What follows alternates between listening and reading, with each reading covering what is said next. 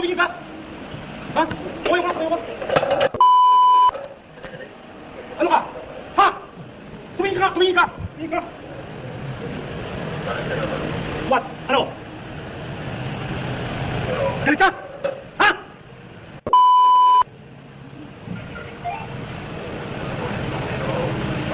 Ano ka? Wala ka takot, ha? Hindi ka lang takot, ha? Tumingin ka! Kasama itong mga animal ko. Yung happy pa rin ko. Kaya ano? Anong iniisip mo, ha? Anong iniisip mo kung tinawa mo yun? Hindi mo ba, lagi na lang sinasabi sa inyo? Hindi ba nakikita yung mga inuhuli na iba, ng mga pulis na mga ginagawa na ganyan? Taranggi ka! Ano masabi? Tumatanggi ka? Ha? Nasaan yung kwintas? Ha? Asan yung motor? Nasa opisina. Bakit di mo declare na ebidensyan? Nasaan yung dito kasi? Bakit pinapirma mo? Pinapirma mo dito kasi? Ha? O kaya may pamilya ka, pero ang ginawa mo? Sir, hindi na po bago sa ating mga operatiba yung may nahuli po. Hanap ka? Ay, yung mismong bata, yung mismong bata. Positive, sa laceration. Kasi edad lang po ng anak ko yan, sir. Yung bata na nga nagsasabi? Ha? Yung bata na nga positive laceration? Hindi na po bago sa Ay, hindi bago yung kanukuhan mo. Nangkakalaiting sinabon ni NCRPO Director Guillermo Eliazar, CPO1 Eduardo Flores Valencia, suspect sa panggagahasa sa 15 anyos na dalagita na anak ng dalawang nakakulong na suspect sa droga sa MPD Station 4. Sa galit ng NCRPO Chief, nasa bunutan niya si Valencia nang ipagtanggol ito ang sarili sa hepe. Alam mo, ako matanda ng pulis.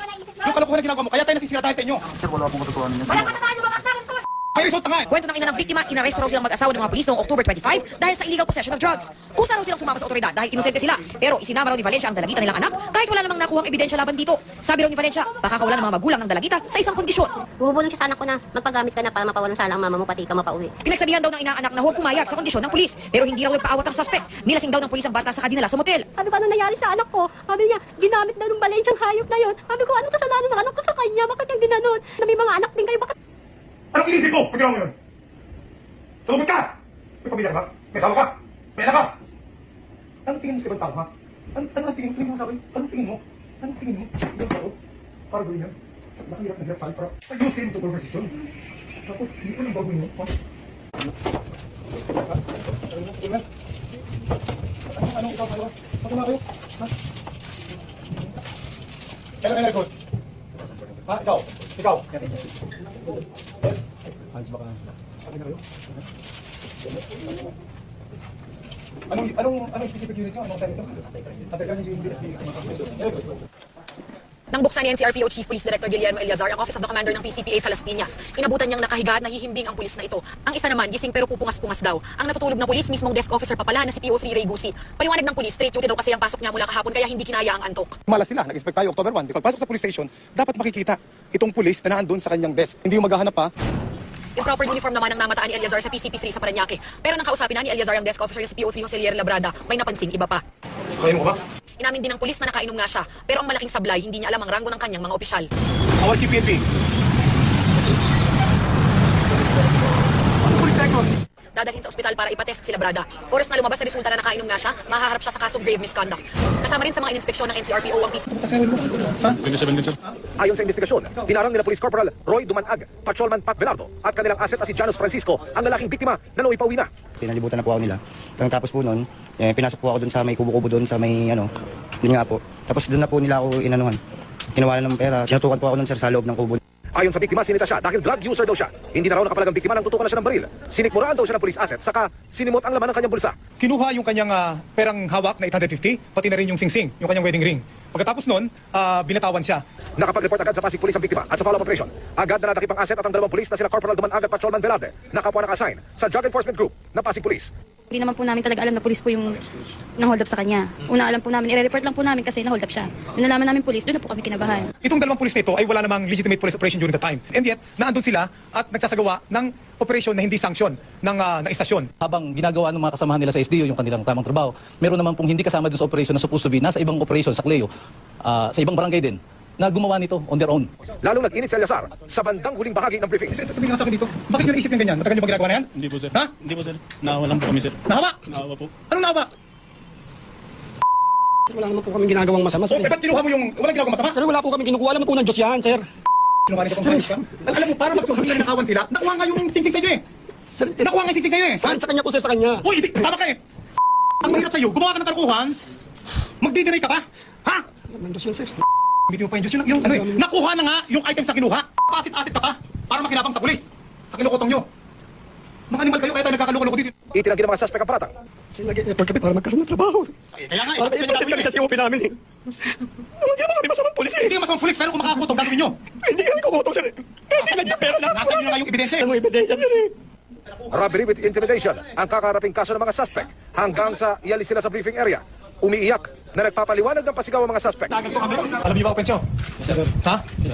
Unang-una, yung moonlighting, yung pag-escort na walang authority, alam niyo bang bawal yan? Kanina, mismong si NCR Police Chief Guillermo Eliazar ang sumabog sa dalawang police escort na nasa video. Sina PO2 J. Templo Nuevo at PO2 Ralph Tumanggil. Si Tumanggil ang itinuturong pumalo sa side mirror ng taxi. Tinap ko lang po yung side mirror para mag-block down kasi papasok na po kami dun sa gate. Yan lang po. Hindi ko po napansin na nasira na pala siya. Sasampakan ng mga reklamong administratibo ang dalawa. Ang PNP, mahigpit na ipinagbabawal ang pag-racket ng kanilang mga tauhan. We will be filing administrative cases against the two for unauthorized escorting. Gusto natin ito magsilbing leksyon sa kanila, warning sa iba, at tumita ng suporta sa ating mga kababayan, i-report sa atin itong mga ganitong sitwasyon. Humihingi po ako ng dispensa sa nangyari na yun. Sa Talipapa Police Station naman ng QCPD, naabutang bagong gising at hindi pa nakasuot ang uniforme, si Police Officer 1 Kimi Talang na nakatalaga sa Women and Children's Protection Desk. Sermon tuloy ang inabot niya kay Eliazar. Hindi porke walang complainant o nandito, siya tutulog kayo na, lumusot mo. Ha? Ano ba ng klase na yan? Pupunta dito ang complainant. Mga kabataan, makikita ang ganyan ng mga klase. Example yan. Ha? Huwag na maulit ha? Yes, sir. 12 oras ang duty ni Talang na hanggang alas 6 pa ng umaga. Nakalak naman ang pinto ng PCP2 ng Novaliches Police Station nang dumating si Eliazar. Napatakbo tuloy ang natutulog na desk officer na si Senior Police Officer 4 Francisco Eusebio.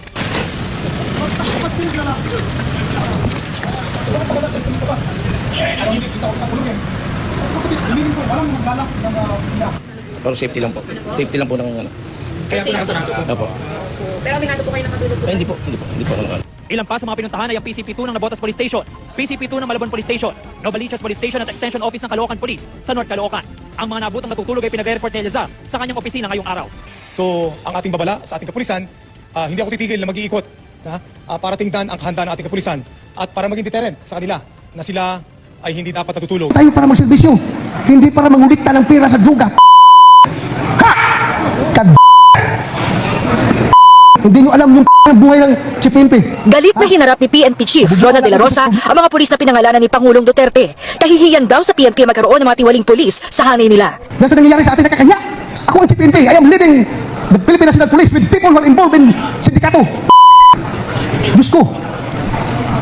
Diyos ko, maawa ka. Ayon pa kay De La Rosa, alam nila kung sino-sino na ang mga pulis na namumuhay ng marangya dahil sa katas ng droga. May banta pa sa kanila si De La Rosa. Pag hindi kayo magbago, papatayin ko kayo. Gusto nyo, gira kayo kung saan tayo gira. Gising na gising at naka-complete uniform. Ganyan inabutan ni NCRPO Chief Police Director Oscar Albayalde ang mga pulis nang muli siyang mag-ikot sa kanyang mga nasasakupan. Una niyang pinuntahan ng PCP5 ng Valenzuela Police kung saan isang babaeng pulis lang ang naabutan.